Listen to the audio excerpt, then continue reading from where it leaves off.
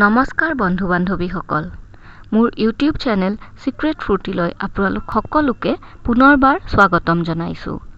মই আজি দৌল উৎসৱৰ তৃতীয় দিনৰ ভিডিঅ'টো আপলোড কৰি আছোঁ। দৌল উৎসৱৰ এই তৃতীয় দিনটো সুঁৱেৰী উৎসৱ বুলি জনা যায়। দৌল উৎসৱক লৈ বহুত পৌৰাণিক আখ্যানো আছে।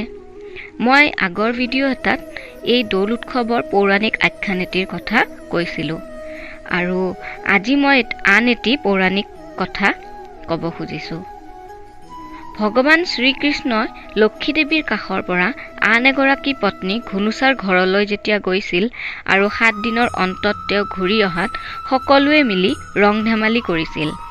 ঘৰলৈ ঘূৰি অহাত দেৰি হোৱা বাবে লক্ষী দেৱীয়ে দুৱাৰ খুলি নিদিয়াক কেন্দ্ৰ কৰিও আন ঠাইত বাঁহ ভঙা কাৰ্যসমূহ দেখা যায়। তাকে লৈও অনেক ৰং ধেমালি হয়।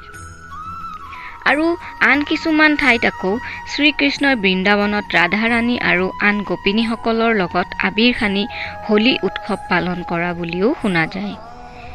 এই মদন উৎসৱ বা দৌল আন কিছুমান ঠাইত 5 দিনীয়াকৈ আৰু কিছুমান ঠাইত 3 দিনীয়াকৈ উদযাপন কৰে।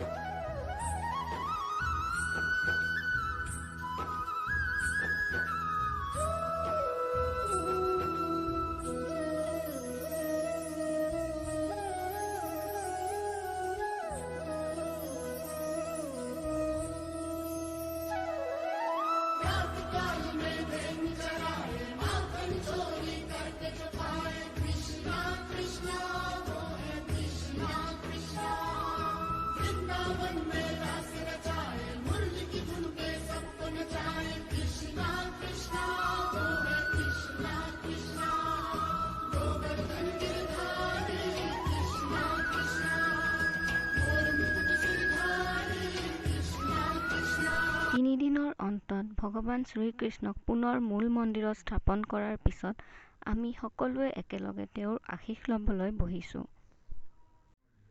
আপোনালোকে ভিডিঅ'টি চাই কেনে পালে নিশ্চয় জনাব আৰু অহা বছৰলৈ সকলোকে লগ পাম বুলি আশা থাকিল। Thank U.